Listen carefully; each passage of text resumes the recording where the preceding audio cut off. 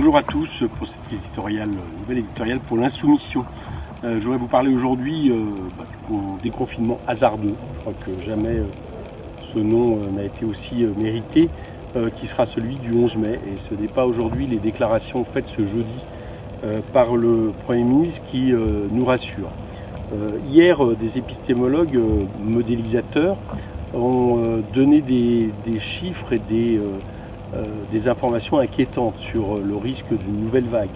En gros, pour aller vite, si le gouvernement se contente des mesures qui ont été annoncées, il y a de fortes malchances qu'une deuxième vague arrive avec le risque d'engorgement des hôpitaux, encore peut-être même pire que ce que nous avons connu au début de l'épidémie. C'est une inquiétude. Ce sont les mêmes modélisateurs d'ailleurs qui, il y a quelque temps, avaient proposé plutôt la date de début juin pour déconfiner. Autrement dit, c'est toujours la même impression, c'est-à-dire que la date qui a été choisie pour des critères économiques, de compétitivité, de concurrence avec les autres pays, et non pas pour des critères sanitaires. Et d'ailleurs, on le voit dans les annonces des mesures aujourd'hui, c'est-à-dire que dans les zones rouges, les régions à zone rouge, ce dont il est question, c'est coûte que coûte de faire en sorte que les gens aillent travailler. C'est pas de déconfiner de manière générale. Et moi, je ne suis pas d'accord, par exemple, avec cette idée que on devrait déconfiner et permettre à des gens de prendre des transports en commun, évidemment dangereux aux heures de pointe, sur la question de la contamination, aller sur des lieux de travail où les choses ne sont pas évidentes. Et d'un autre côté, par exemple, eh bien, on ne déconfine pas et on n'autorise pas les rassemblements de plus de 10 personnes. En quoi des gens qui vont travailler, qui vont prendre des transports en commun seraient moins prudents quand il s'agirait d'avoir des rassemblements? On pourrait très bien imaginer qu'ils respectent les règles sanitaires et ils le feraient de toute façon. Voilà, ce déconfinement uniquement sur des questions de travail, aussi mal préparé, est évidemment problématique. Et avec ça, en plus, la question des masques.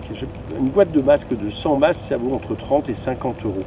De masques chirurgicaux, c'est-à-dire les seuls qui en réalité protègent un tant soit peu, notamment dans les transports.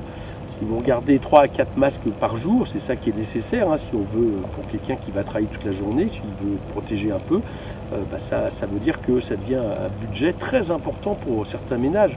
Donc là aussi, pourquoi a-t-on déconfiné sans donner la possibilité des masques gratuits et avec toujours cette idée que, au final, c'est la loi du marché qui prédomine.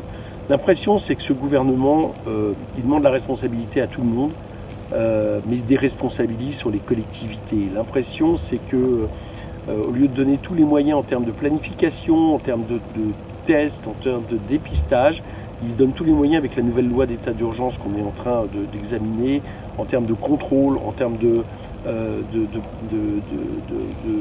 restreindre les libertés publiques, en termes de dépistage, mais pas dans le bon sens du terme.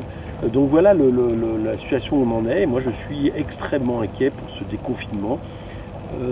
Souhaitons que ce virus soit saisonnier, c'est surtout ce que je souhaite aujourd'hui, parce que à force de vouloir forcer les gens à aller travailler, y compris dans des tâches non indispensables, ce que nous réclamions qu'il ne soit pas fait depuis un certain temps, eh bien, on risque tout simplement de rater le déconfinement qu'on souhaite tous. Quant aux écoles, les collèges n'ouvriront pas dans les zones rouges, c'est un moindre mal, mais là encore, on s'aperçoit qu'en réalité, tout est du domaine plutôt de la garderie plutôt que de critères pédagogiques dont le ministre de l'Intérieur dit que c'est ça la préoccupation. Voilà. Ce déconfinement, ce gouvernement aura aussi mal anticipé l'épidémie, qu'il aura mal anticipé et mal planifié le déconfinement, il ne l'a pas planifié du tout. C'est un peu le bilan qu'on tire aujourd'hui, et encore une fois, souhaitons que ce virus disparaisse au moins de manière saisonnière de lui-même. C'est l'espérance qu'on peut avoir aujourd'hui.